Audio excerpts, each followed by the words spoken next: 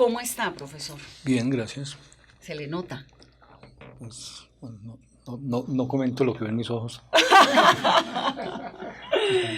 Bueno, decía yo ahora en la introducción que estamos en un momento, en una sociedad con un montón de interrogantes y de... No sé si está la situación más convulsionada de lo usual o es que somos así irremediablemente y terminamos enfrascados en unas discusiones que a veces parecen muy absurdas. Sí, hay dificultad para generar consensos. Entonces, digamos, todas las vueltas que se ha dado el proceso de paz sorprenden. O sea, digamos, países que pasan por procesos similares logran resolverlos rápido y se ponen fácilmente de acuerdo. Hay excepciones, pues Inglaterra es una clara excepción muestra que en ningún sitio las cosas, o sea que allí donde se podía esperar una enorme estabilidad, tampoco la hay. Bueno, y el vecindario con Venezuela. Bueno. Entonces es muy pues, sorprendente. O sea, uno podía pensar yo lo pensaba así hace 20, 30 años, era que la ruta estaba ya muy definida, que gobernar incluso era aburrido porque digamos, todo era previsible. El Banco Mundial, el BID, pues, la OCDE, digamos, hay voces cada vez más autorizadas que dicen qué hay que hacer y qué no hay que hacer. Entonces, ahora estamos en un entorno agitado, en un entorno, pues esperemos que a alguien no se le zafe la palabra más de la cuenta. Entonces, digamos, una época en donde la gente debe supervisar a los gobernantes. O sea, recuerdo Páramo, un antropólogo decía, cuidado con los presidentes con demasiadas ideas innovadoras. No vaya a ser que las lleven a cabo. Sí, sí. Entonces, bueno, está esto de la economía naranja, que es interesante, que nos va a colocar en una discusión como reflexiva sobre las nuevas capas medias. Me explico un poco. Digamos, los asesores, los cultores del arte, los administradores de la industria cultural, están influyendo cada vez más en la vida de las sociedades. Entonces, por ejemplo, el día en que yo me posicioné como rector, se posicionó la directora de Focine. Y Focine ahora en el plan de desarrollo se acompaña de industrias audiovisuales. Entonces, digamos, ya no es solamente el discurso a favor de la cultura, sino es, ojo que en la cultura hay oportunidades económicas. Lo de cultura ciudadana puede ser analizado así, como una manera de gestionar los conflictos asociados a la aplicación de las normas, pues de manera creativa. Pues nuestras cebras terminaron siendo casi más conocidas en La Paz, Bolivia, que en Colombia. Y ya se armó una polémica por qué no las llamas. Son el animalito típico del altiplano. Los Andes, sí. Entonces, digamos, hay como nuevos frentes de trabajo, pues está también todo lo que es el bienestar humano. Pues uno puede mirar con sospecha los PA, pero los PA van creciendo, los sitios de formar cuerpo. Bueno, entonces, usted me habla un poquito de la economía naranja. ¿Qué sensación tiene el presidente Duque? Porque uno ve al presidente Duque como un hombre que al mismo tiempo involucra en su proyecto de gobierno algo novedoso, ¿no? Como la economía naranja, pero al mismo tiempo es muy cercano a Donald Trump y a Bolsonaro. Con ellos está llevando a cabo todo este proyecto que él llama el cerco diplomático, que a estas alturas militarmente no sabemos si tenga o no alguna implicación, si está involucrado allí el aparato militar o un aporte militar, porque no lo ha negado, tampoco lo ha afirmado. Pero ¿él es qué? ¿Cómo lo ve? ¿Es un presidente moderno? ¿Es un presidente libertario? ¿Es un presidente más conservador de lo que usted se planteaba? Cuando usted entra Duque al poder y lo que hay hoy en día de Duque en el poder, ¿Qué sensación tiene? Bueno, yo creo que hay que priorizar y creo que el presidente tiene el compromiso de actuar sin mermelada. Y en Colombia, digamos, los dos problemas básicos son la mermelada y el derramamiento de sangre, pues la violencia. Entonces creo que con lo de la violencia se avanzó bastante en los últimos 16 años. Entonces, digamos, hay una construcción en marcha que no se puede descuidar, pero no podemos resignarnos a que la clase política solo coopera si se le retribuye con favores, con gasto orientado de manera no técnica. Entonces, siento que vale la pena confiar y ahora, digamos, debemos estar prestos a ayudarle al presidente si lo bloquean. Y también hay que animarlo a que siga, o sea, sería un desastre si en pocos meses la gente dice no se pudo gobernar sin mermelada. ¿Le gusta eso, ese proyecto de no mermelada, ese principio? Sí, yo creo que los ciudadanos debemos escoger lo mejor de los gobernantes y ponerlo como en un marco, como esa es nuestra prioridad ahora. De todo modo, la paz fue posible porque se le dio prioridad. O sea, mucha gente votamos en la segunda elección del presidente Santos, claramente con la intención de respaldar el proceso de paz.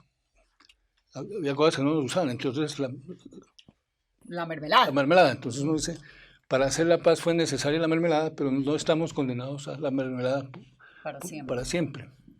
Entonces tenemos, es decir, hay un sector grande de opinión que detesta la mermelada y que está dispuesto a apoyar eso como, bueno, está el tema de modernización del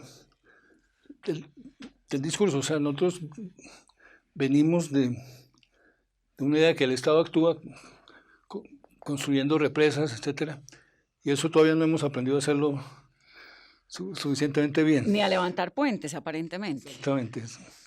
Pero la sensibilidad de estas nuevas áreas, el tema el ejemplo muy lindo es el del cine colombiano. O sea, el cine colombiano está cada vez posicionándose mejor. Y bueno, hay una época en donde uno, pues, cine colombiano, tocaba verlo por sentido del deber y por solidaridad, pero... Sí, ya no, ya es porque es bueno. Sí, entonces... y está todo el tema de educación, es decir, el tema de las universidades fue muy interesante, pues fue costoso, pero uno de los indicadores en que estábamos colgados era la inversión en educación superior, especialmente la pública. Entonces, eso también me parece que puede ir bien. Sí, ese aporte que le dio a la educación pública después, obviamente, de todo ese proceso de las protestas y del trabajo incansable de estos muchachos que se volvieron tremendos, habla bien del presidente, sí, ¿no? Sí. Su compromiso con la paz, ¿qué tal? Pues él creo que reivindica el derecho de no hablar mucho de paz, digamos, por un riesgo verbal, es decir, usted centra toda su atención en la paz y algún grupo caprichoso, no voy a mencionar cuál, se empecina a impedir la paz completa. ¿El ELN? Sí, entonces... ¿No? Sí. Pues... Sí, ahora hay que guardar la esperanza de que entrarán en razón, pero el presidente puede decir, puede que esa tarea por ahora nos quede incompleta.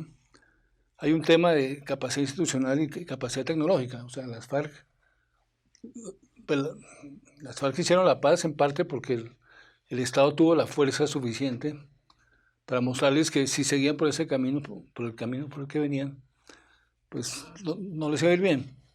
Entonces, digamos, tuvieron la sabiduría de desmontarse de la ruta ilegal y aprender a hacer política por las buenas. O sea, cuando uno está en el Senado y oye a los representantes de las FARC hablar con un discurso completamente civilista, o sea... Es impresionante, ¿no? Sí, ese solo hecho ya como que nos debería tener muy, muy felices. Como sociedad. Sí. Sí, a mí me impresiona un montón, tengo que decirle, ver a Pablo Catatumbo ayer que estaba en la JEP, Timochenko estuvo aquí sentado en esta cabina, me impresiona un montón. Es decir, uno de estos señores que dirigieron la guerra de Colombia durante 5 décadas, ahora en la legalidad, obviamente con unos retos muy grandes, pero, pero ahí sentados, ¿no? En la legalidad. Es impresionante. Sí, y eso inyecta optimismo en la sociedad colombiana. Digamos, habrá un momento donde la mermelada solo estará en el museo. O sea, O en el desayuno. bueno, Doctor Mocus, el eso. tema del día, la polémica por si se objeta o no la ley estatutaria de la Jurisdicción Especial para la Paz. ¿Qué va a pasar? El expresidente Álvaro Uribe está pidiendo que se elimine, desde algunos sectores que se hagan modificaciones, pero la última palabra la va a tener el presidente Duque. ¿Qué va a pasar si el presidente objeta o no objeta la ley? ¿Terminará haciéndole de cierta manera caso a ese llamado del sector radical del Centro Democrático? Bueno, yo creo que hay gente que sufrió la guerra muy duro y que considera que tiene el derecho y el deber de decir esto no es tan... O sea, aquí no puede ser un borrón y cuenta nueva tan fácil, digamos. Pero lo están haciendo a veces demasiado difícil.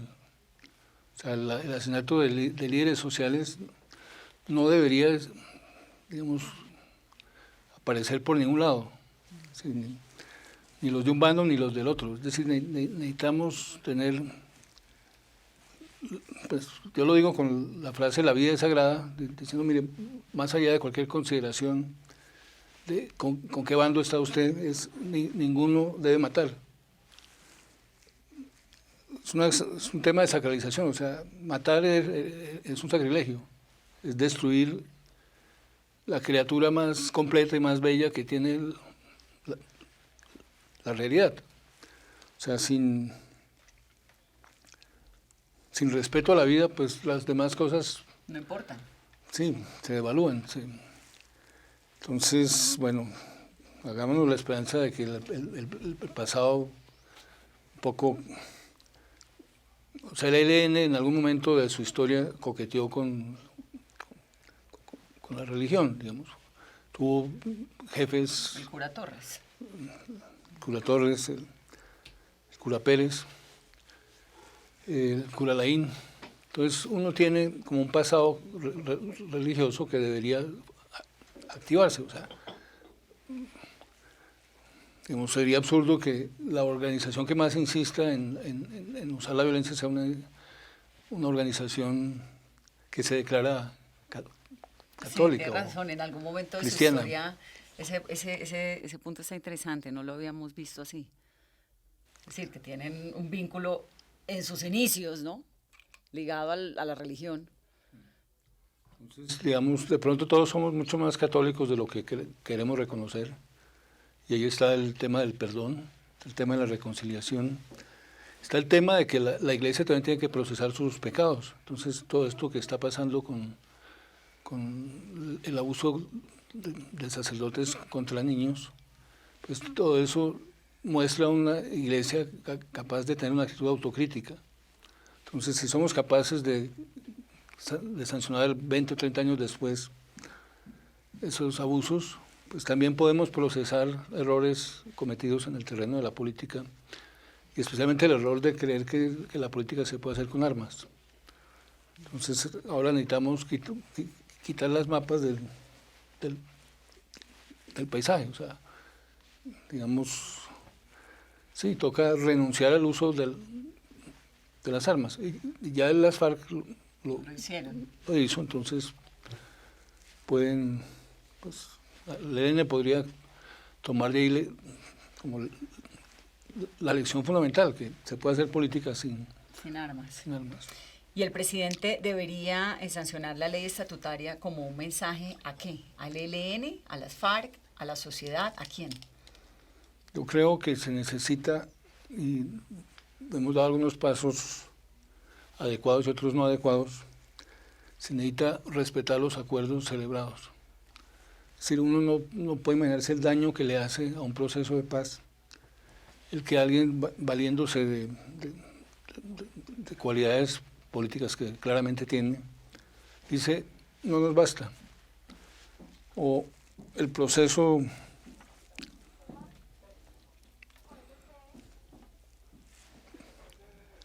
es decir, lo de los protocolos de salida, pues, digamos, yo entiendo. La furia nacional Sí. con lo que pasa con los protocolos del ELN, ¿no? Este es el protocolo para el caso de que se acaben, de que se acabe la mesa. Entonces, ¿qué es un protocolo de esos? Es un acuerdo que hacen las partes cuando tienen intención de buscar acuerdos, y si no nos pusiéramos de acuerdos, pues resolveríamos la situación yéndose cada cual para su casa, digamos, preservando, o sea, que no haya celadas. Sí, porque la guerra también tiene reglas. Exacto, y un primer paso en la construcción de confianza es respetar esas reglas. Entonces, pues, está todo el tema de las encuestas, que es una peste. O sea, un buen gobernante puede terminar... ¿Por qué eso? Es decir, ¿por qué un gobernante, cuando habla de guerra, cuando tiene un enemigo, eso es algo que no he podido entender? No sé si usted sí, ¿por qué cuando hay un enemigo, hay un discurso armamentista, un discurso contraterrorista, ¿no? Un discurso que pues va contra un principio elemental que es la búsqueda de la paz, su popularidad se dispara, como le acaba de pasar al presidente Duque con la encuesta Gallup? Sí, digamos, a uno como gobernante no le debería importar la popularidad es para gastarla, la popularidad es para hacer cosas buenas con ella. Entonces, si el presidente logra, es decir, si va con una popularidad muy baja, pues le queda muy difícil agravar la situación actuando de manera impopular.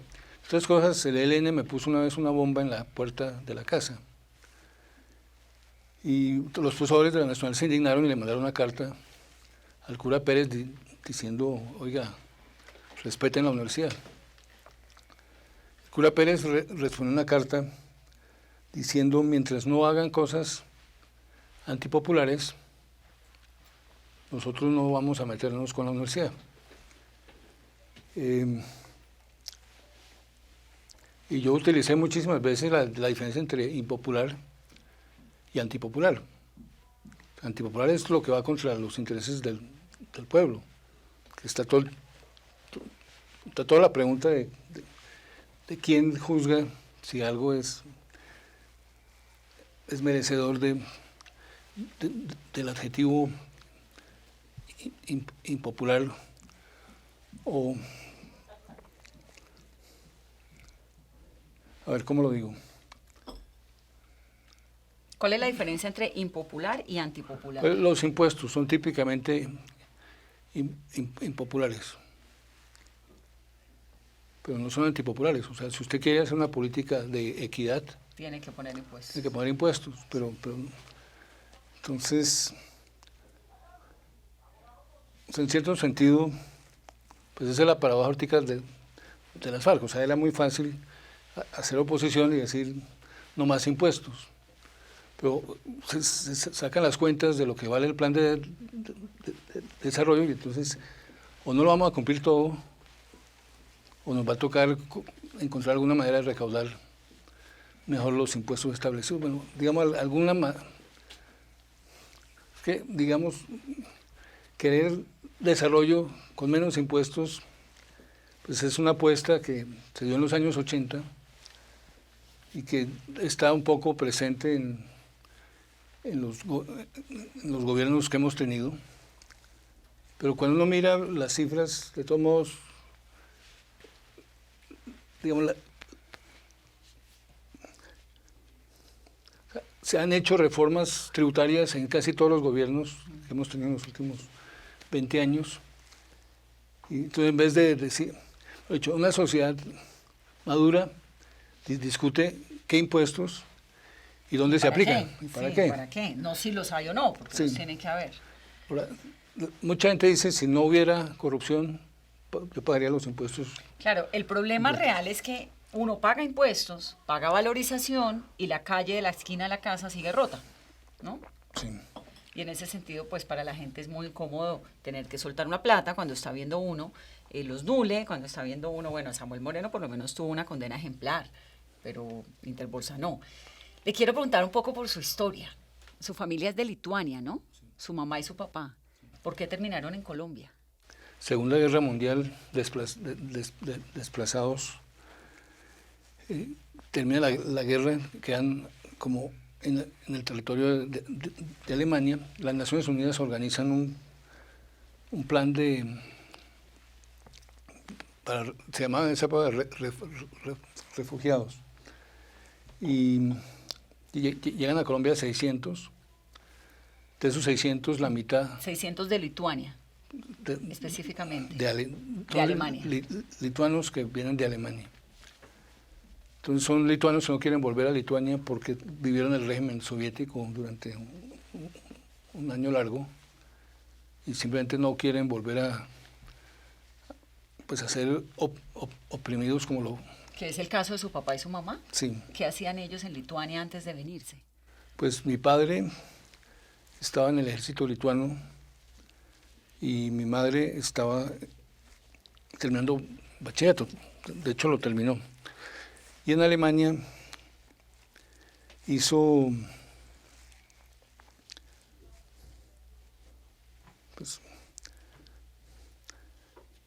balas,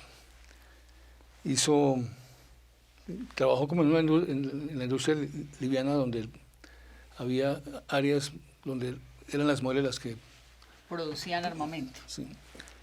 Y bueno, mi madre tenía como plan regresar a Lituania, pero cuando fue a regresar a Lituania ya el frente de guerra se había desplazado y Lituania ya estaba ocupada por los rusos. Mi abuelo había sido exiliado a Siberia ¿Por los rusos? Por los rusos. ¿A los campos de trabajo en Siberia? Sí, sí. Entonces le tocó una vida muy dura. Claro. ¿Y por qué lo mandaron a los campos de trabajo en Siberia? Esto es lo más frío que hay en la tierra y era lo que aplicaba el régimen de Stalin para los cuasi traidores a la patria, ¿no? Los crímenes más horrendos. Sí. ¿Por qué? ¿Qué hizo? Bueno, él estuvo en Leningrado cuando se dio la Revolución Rusa y se quiso comprometer políticamente y cometió un error. No se afilió a los bolcheviques, sino a los mencheviques. Los mencheviques fueron perseguidos por los bolcheviques y bueno, también era digamos, bastante nacionalista. Entonces, ¿era trotskista su abuelo, tal vez? Sí. Bueno. Ya entendí. Digamos, estaba en el combo que no era. Claro, era trotskista y Stalin persiguió a Trotsky hasta México, y lo persiguió por todo el mundo. ¿Y entonces? Sí, bueno, mi abuela estaba en Leningrado también en el momento de la Revolución Rusa. Y, bueno, es una anécdota curiosa, pero mi tía abuela enseñaba en primero de primaria, era maestra que nunca pasó de primero de primaria, y entonces ella era dentro del núcleo familiar. Yo estuve en Lituania en los 70, entonces había mucha gente antisoviética, casi todos eran antirrusos, y en cambio mi tía abuela no, porque los comunistas, según ella, la habían hecho respetar como maestra en la escuela. En ese tiempo hubo disciplina. Y entonces su papá y su mamá se vienen a Colombia y llegan acá, ¿a qué? Pues llegan a buscar nuevos horizontes. O sea, mi madre estudia del 45 hasta el 50 en la Academia de Bellas Artes de Stuttgart. Allí tiene maestros muy distinguidos. Y bueno, y estudian con mucho entusiasmo porque es la primera generación después de la guerra. O sea, la guerra había interrumpido el funcionamiento de la Escuela de Bellas Artes Ella llevó los dibujos del armamento, las balas, el taladro con el cual... Hacía sus armamentos. Sí. Entonces llevó eso, eso fue como su examen de admisión. Le dijeron bienvenida. Y bueno, fue muy, digamos, le interesó mucho la problemática de la gente que había sufrido la guerra y de la gente que vivía muy pobremente durante la guerra. Fue buscando, ella llamaba eso buscar temática, o sea, como buscar temas Sí. pues que meritaban atención. Ella murió el año pasado, ¿no? O antepasado, hace poco. Hace poco, en agosto 10. ¿Y siempre fue cercana a usted? ¿Hasta el último día? Sí. Sí, claro. Sí. Era mi principal crítica. ¿En qué idioma hablaban? Lituano. En lituano. ¿Y usted habla en lituano con sus hijos? No, ¿Saben hablar lituano? muy poco. Muy poco. ¿Y con su esposa? Pues no. No. ¿Y su papá murió cuándo? En 1966, tenía 44 años, era un ingeniero fuera de serie, había estudiado por correspondencia, una época en donde aquí no hablábamos de universidad a distancia. Y el hombre le fue muy bien en los estudios, tenía una disciplina fuertísima, que es la condición para que la educación a distancia funcione. Si usted es capaz de gobernarse, fijarse horas, aprendió inglés a partir de discos. Solo, sin profesor. Y tenía una tan buena letra que lo felicitaban los profesores A distancia. a distancia. Sí, hacían... Doctor Mocus, ¿y qué le criticaba a su mamá?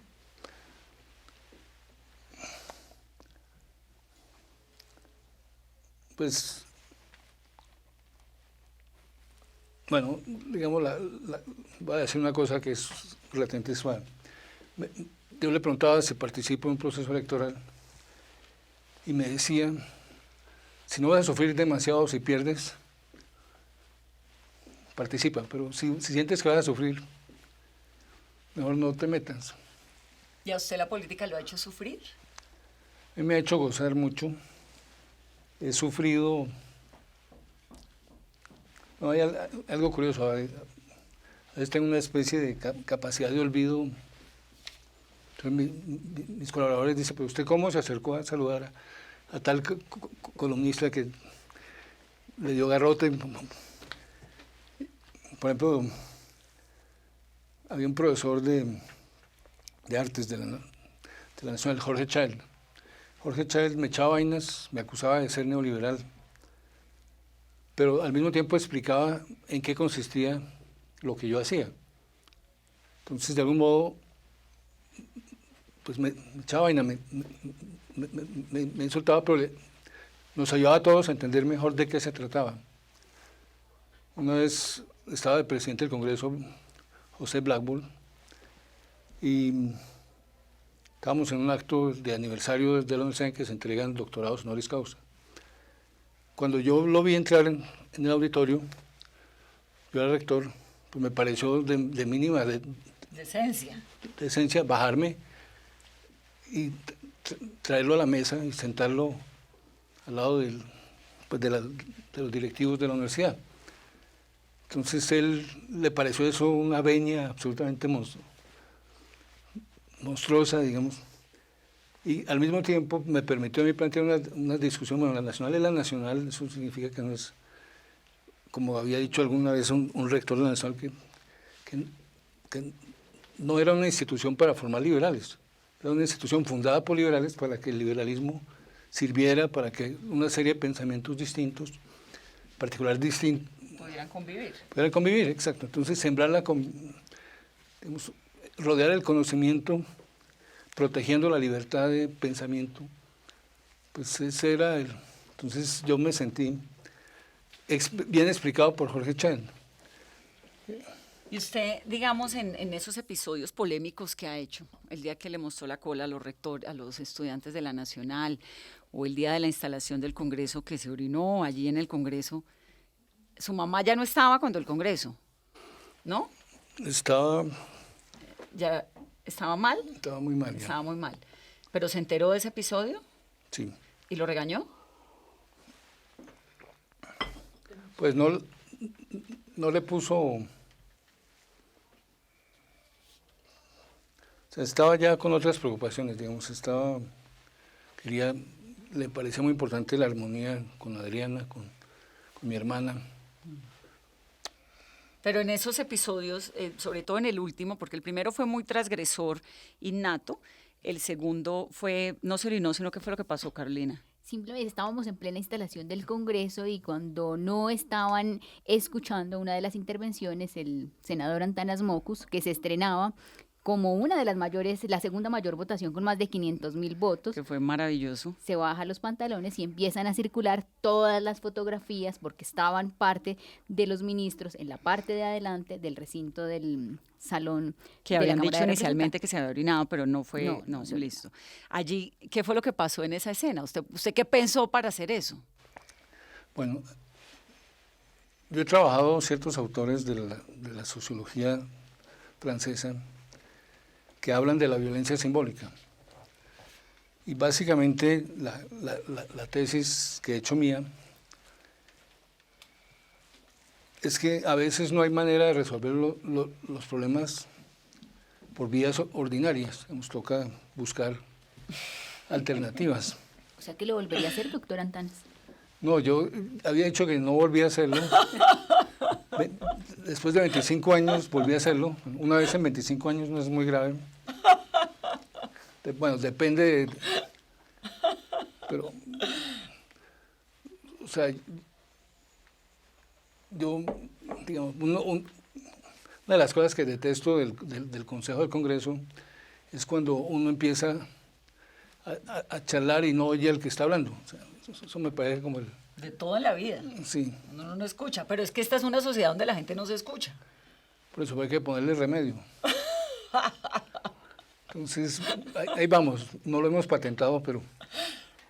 ¿Pero lo repetiría?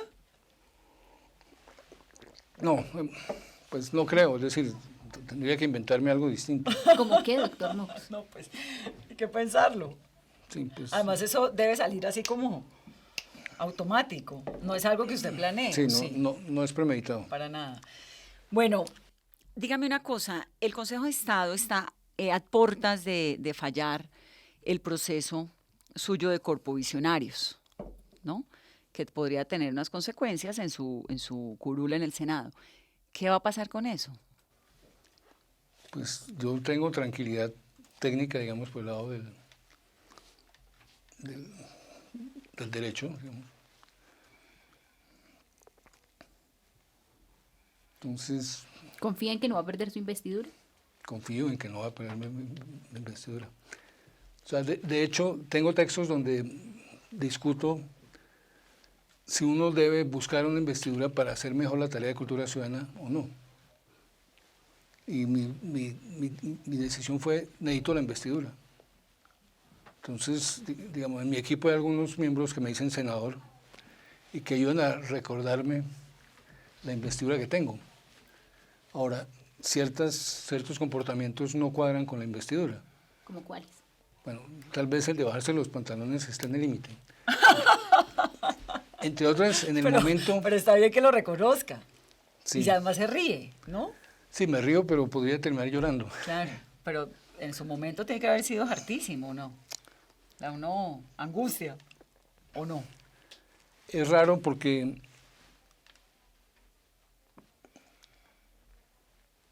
O sea, yo no sé quién le ayuda a uno, pero alguien le ayuda. Entonces,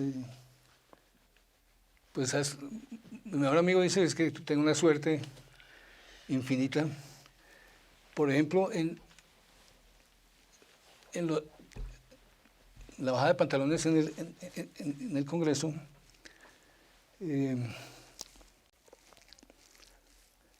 pues yo no me había posesionado en el momento en que cometí la transgresión. Claro, habían podido quitarle la curul, Sí. no dejarlo posicionar. Sí, entonces hay una investigación disciplinaria en marcha dentro del Congreso. Pues ahí, digamos, eso tiene más base que Que lo de corpovisionarios. ¿Le preocupa más esa investigación que la de corpovisionarios? Sí. Ah, interesante. Doctor Mocus, hablemos de seguridad. Usted hizo un trabajo muy impresionante durante su tiempo en la Alcaldía de Bogotá, con la implementación de la ley Zanahoria, con el control de armas, y ahora el debate en el país, pues porque la semana entrante el presidente tiene que esclarecer la normativa de la posesión de las armas. Supongo que su posición es que un ciudadano no tiene por qué estar armado, ¿no? Exacto. Sí. ¿Por qué? Digamos, ¿qué le responde al que dice, mire, es un derecho mío protegerme a mí, proteger mi seguridad en lugares donde el Estado no está siendo presente o cuando el Estado no me garantiza la seguridad? Yo que soy una ciudadana de bien, que no tengo ningún antecedente, ¿por qué no puedo tener un arma? Bueno, digamos porque las armas tienen sus profesionales. O sea, hay gente que consigue las armas, se entrena para usarlas y eso termina muy fácilmente en paramilitarismo. Ahora, yo no recomiendo que la gente se defienda, mejor dicho, es una pelea de tocha y guayaba madura entre un tipo que lleva 20 años asaltando, secuestrando, etcétera, y un ciudadano ingenuo que se compró un revólver. Sí, un revólver. Pues mi madre, un piloto de los que vuelan en los llanos, le consiguió un arma, fue muy chistosa. Mi madre, cuando, pues en esa época, viajó a Australia y estaba encartada con el arma. ¿Su mamá tenía arma? ¿En su casa había armas? Había un arma. ¿Siempre? No. Porque ahorita nos estaba contando que ella trabajaba haciendo armas. Sí, En pero Lituania. Cuando llegó a Colombia, ¿en su casa había armas?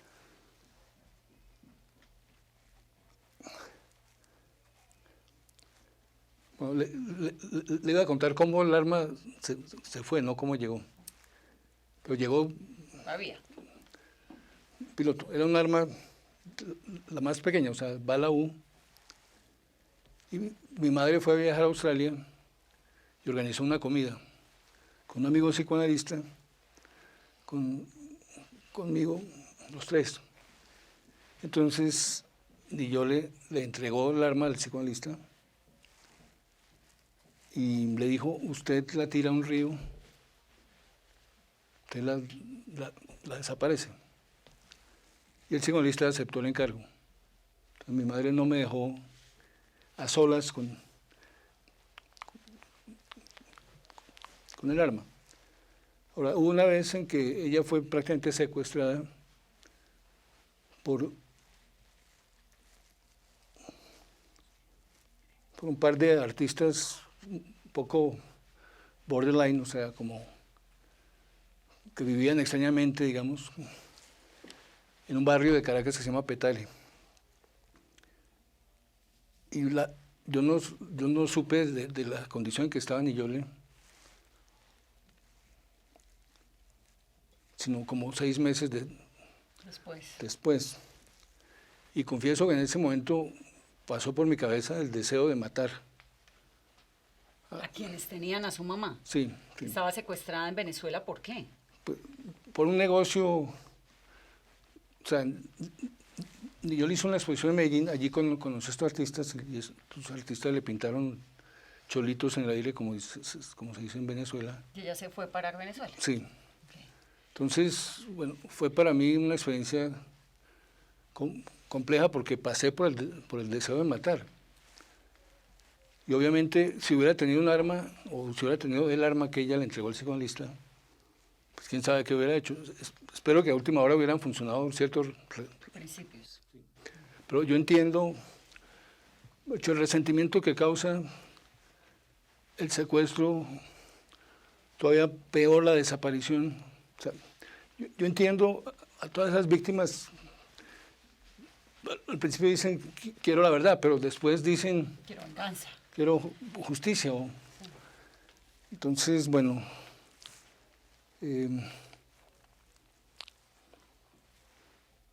sí, ahora hay En una de las obras de ella, que se llama Insomnio, hay una bala colgada en medio de objetos que suenan, es una especie de poco parecido a las camas de Felisa Burstyn.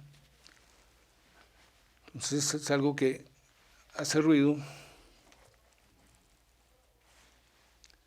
Alguna vez compré un disco de Joan Baez, donde Joan Baez cantaba Noche de Paz en Hanoi, en la capital de Vietnam del Norte, en la última Navidad antes de que Estados Unidos aceptara que había perdido la guerra.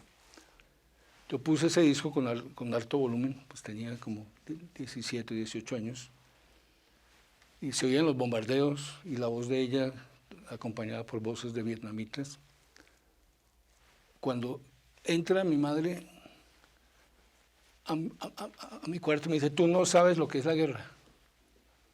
Obviamente el disco no volvió a sonar. Nunca más. Nunca más. O sea, la guerra es una cosa terrible. Y las sociedades se las arreglan un poco como pasa en Colombia, como vivir a dos ritmos. Entonces la gente sigue, es muy resiliente, supera las situaciones, pero la huella acumulada de todo eso, o sea, digamos, tenemos una cierta obligación de respetar los sentimientos de quienes sufrieron el impacto de la guerra como lo sufrieron. ¿Por qué a uno le da la sensación, o no sé si a mí, o estoy equivocada, de que quienes han puesto la guerra en el cuerpo, que es generalmente en las regiones más apartadas de Bogotá y de las ciudades, son personas que han logrado recuperarse, perdonar, con esta resiliencia tan fuerte, y los que no entienden que la guerra tiene que quedarse en el pasado, cueste lo que cueste, porque ya hicimos la guerra, cueste lo que cueste, pues la paz también, están sentados en lugares cómodos, en el Congreso tantas veces, en la política tantas veces. ¿Por qué? Sí, es muy difícil adivinar. O sea, yo me volé una vez de un paseo en el colegio por decepción amorosa. Los compañeros... Usted debió ser terrible de joven, ¿no? Sí, sí. ¿Era muy noviero? Muy tímido. Y entonces volví a todo literatura. Entonces les leía cuentos. Y las enredaba a punta de poema. Sí. Y, Entonces, por ejemplo, le escribí un texto en un cuaderno y cuando le pedía prestado el cuaderno, le escribía y luego estaba atento en qué momento ella descubriría el texto. Entonces, invariablemente, ella se llama Leila, sigue siendo una especie de amor platónico.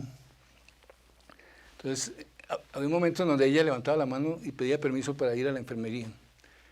En ese momento yo comprendía que había tenido efecto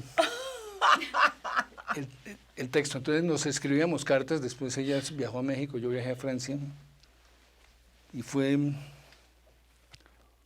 es una persona muy, muy, muy bella. Y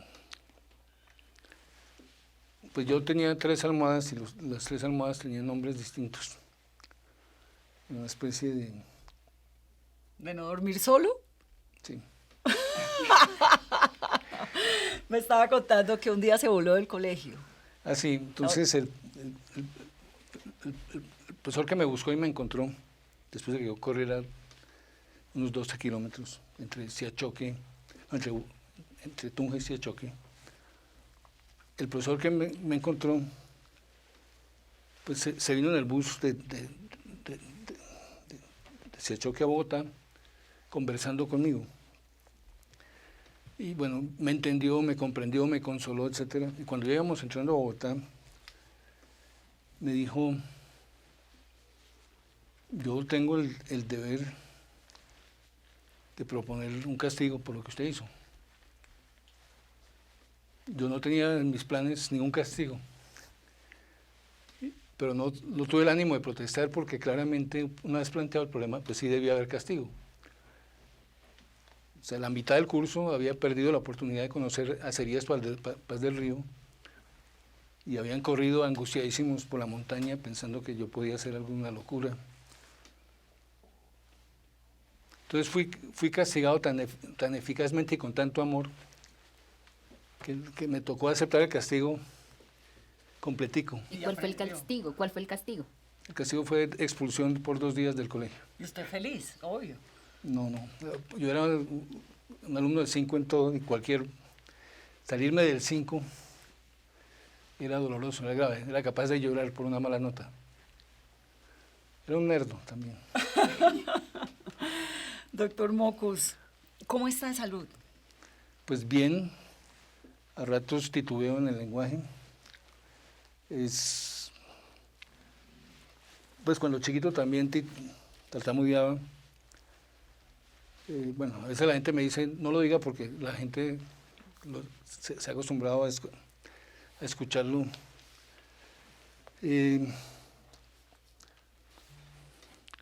Pues es un achaque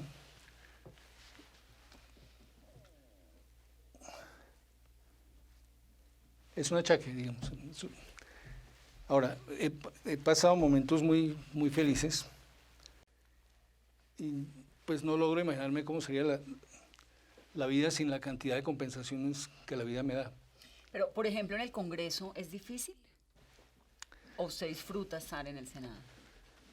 Pues a veces sufro, a veces... en general el Senado es muy, muy interesante, o sea, la diversidad de gente es fabulosa.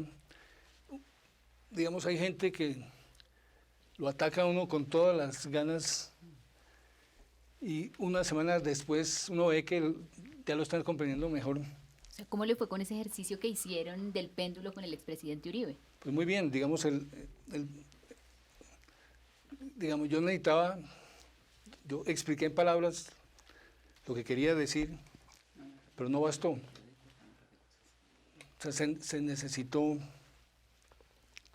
como pasar a una expresión corporal y pedirle a 2 senadores, el senador Uribe y Alberto Castillo. Alberto Castillo, sí.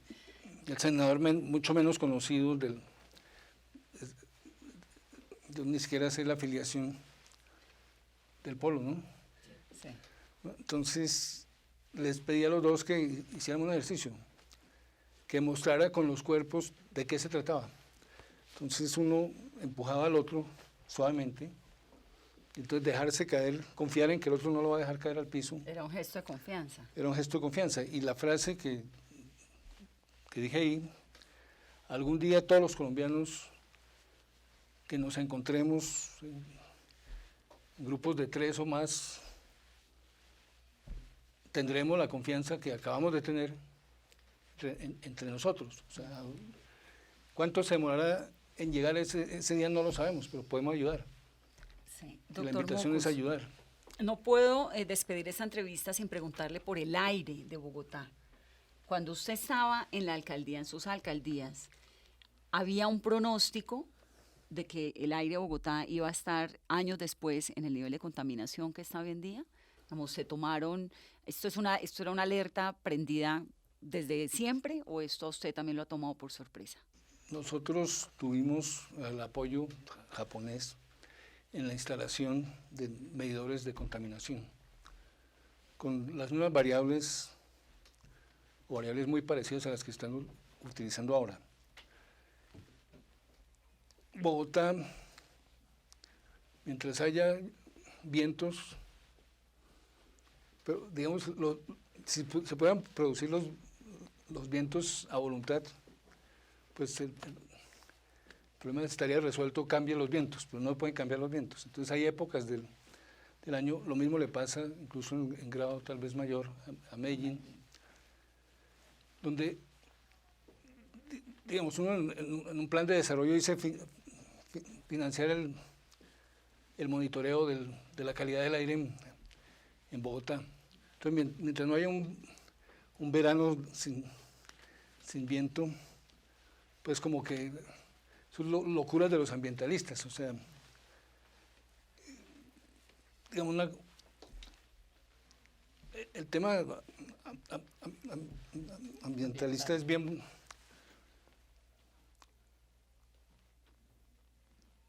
complejo. O sea, cuando se manifiesta el problema puede ser ¿De siempre o de ya? bueno, digamos, Transmilenio se hubiera podido hacer con gas si el gobierno hubiera garantizado suministro de gas por suficientes años. O sea, uno no puede hacer una licitación a unas empresas que tienen que incorporar en la tarifa el costo del gas. O sea, en general el tema ambiental cuesta. O sea, que los buses se pueden hacer con gas, cierto, pero saldría más cara la tarifa. Pero va a salir carísimo en salud pública. ¿No? Sí, pero digamos ahí yo estoy de acuerdo en que uno puede hacer pedagogía, pero cuando uno estudia el impacto de las tarifas de transporte sobre el nivel de vida de los estratos 1 y 2, pues la cosa no es tan simple. De hecho, una sociedad más rica se puede dar el lujo de tomar más precauciones en lo ambiental. Como con lo ambiental pasa algo parecido a lo del pavimento. Si un gobierno llega y decide que el mantenimiento no es urgente, entonces cuando viene el otro, ya el daño de la calzada es grande y termina saliendo más costoso no hacer mantenimiento. Yo me dediqué a asegurarle 5 años de financiación al mantenimiento de la malla vial. Y especialmente del Transmilenio.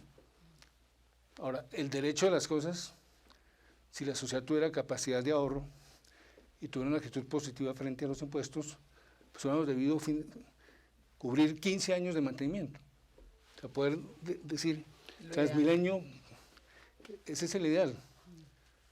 Ahora, el cortoplacismo, y hay muchos incentivos políticos hacia el cortoplacismo, dicen, no, que sube el tiquete. Sí, que suba el tiquete más adelante. O sea, a mí me pasó con el agua. El gobierno nacional, las 2 veces, por un lado expidió leyes que me obligaban a subir el precio del agua. Y después el propio gobierno nacional reducía el precio y se ganaban los puntos. Entonces, Doctor Mockus, se nos acabó el tiempo. Me da mucho gusto tenerlo aquí. muy amable, muchas gracias. Me encantó esta conversación y a ustedes, gracias por acompañarnos, por estar con nosotros esta noche, por escuchar al profesor Mockus. Me voy con una libreta aquí anotada de la cantidad de cosas que me dijo. Gracias. Sí, bueno, espero que no haya sido demasiado imprudente. No, fue muy imprudente, pero no importa. Yo también. Gracias. Ha sido peor. Sí. En otros escenarios. A ustedes que tengan una muy feliz resto de noche de martes. Esto es Mesa Blue y él es el profesor Antanas Mockus.